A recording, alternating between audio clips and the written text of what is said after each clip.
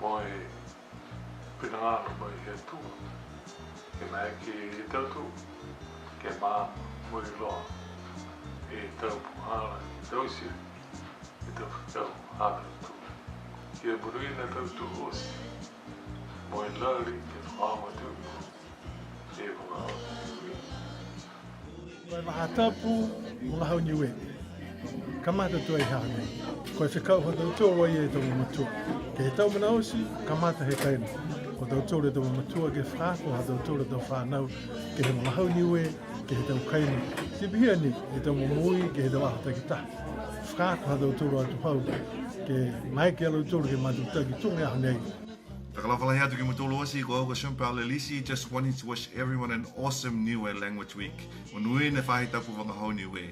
Mai whakaweanga manatu he tau nei, tama Niue, le vekisi ofa e wangahau Niue, which means the theme for this year is Niue, child, nurture and embrace Niue language, which is pretty cool because I didn't even know the Niuean word for embrace was ofa. Learning every day. Right here.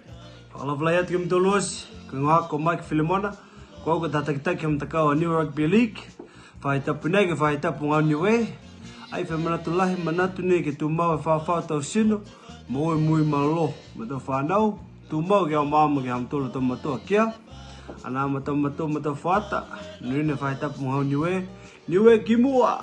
Whakalawhalai atu, munuina e whahitapu ngā hau Niue. O ki mua me wangahau Niue.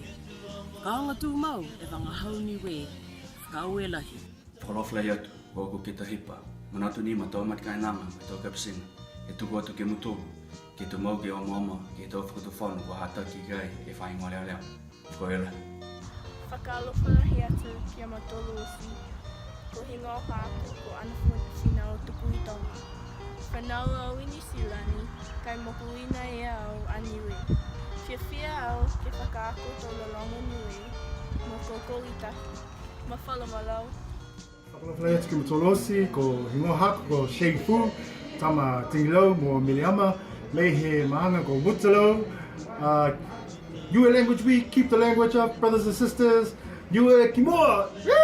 Whakalawhalai atu matau Niue, ko au ko Valencia Lama, Miss Niue Aotearoa o awhi hongofulu mawhitu, me o awhi hongofulu mawalu.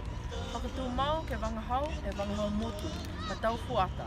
Kia monuina tau tolu osi, Happy Niue Language Week. Oh, Yahweh!